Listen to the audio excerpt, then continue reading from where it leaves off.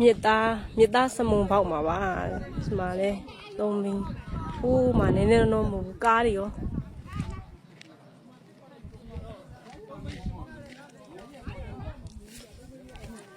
မကြည့်အောင်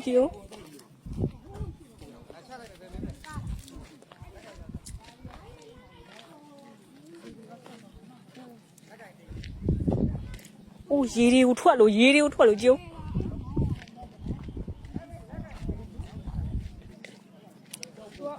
အောက်ထဲမှာမြေကြီးထားတဲ့အချိန်နဲ့ထွက်တယ်။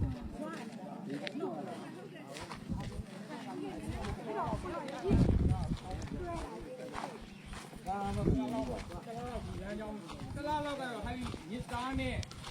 ပြင်ဒီလမ်းကြောင်းတော့ယာယီသိမှာပါရော။ဒီနေသားဆိုတော့လောက်နဲ့ပြင်ဆင်ရမှာအနည်းဆုံးပြင်ဆင်ရမှာ။တရားကတော့ထိခိုက်မှုသိမ့်မရှိပေမဲ့ဒီပြည့်ရကြောင်းကျတော့အင်မတန်မှ